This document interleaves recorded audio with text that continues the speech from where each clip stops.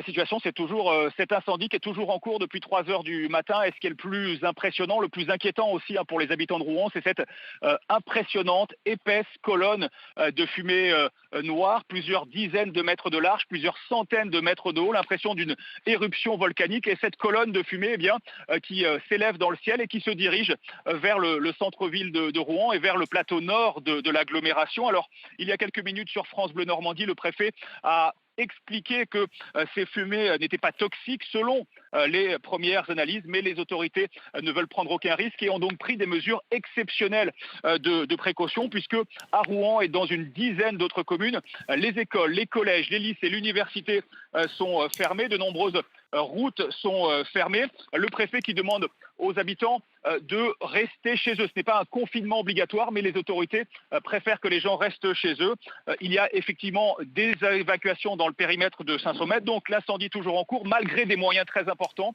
Près de 150 pompiers, de l'eau qui est pompée dans la Seine, mais malgré ces moyens importants, les flammes continuent de s'élever dans le ciel. Il faut dire que ce sont des produits très toxiques, très chimiques qui brûlent ici dans cette usine classée Seveso seuil haut, usine de produits chimiques sous surveillance et où l'on fabrique des additifs pour de l'huile. Oui, Antoine, est-ce qu'on en sait plus justement sur le fonctionnement de cette usine, sur ce qu'elle produit et sur la dangerosité de ces produits sur place?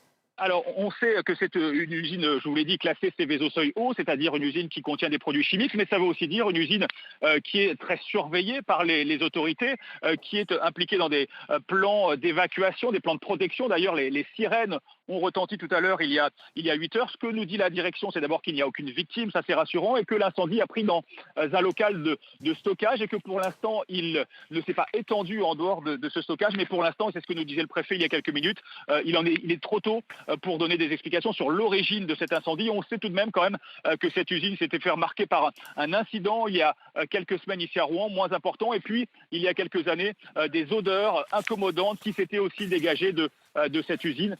Voilà. Aujourd'hui, c'est de la fumée. Il y a eu des explosions impressionnantes pendant la nuit, des explosions qui ont cessé, mais toujours cette fumée noire, cette impression qu'un volcan est en éruption quasiment en plein centre-ville de Rouen.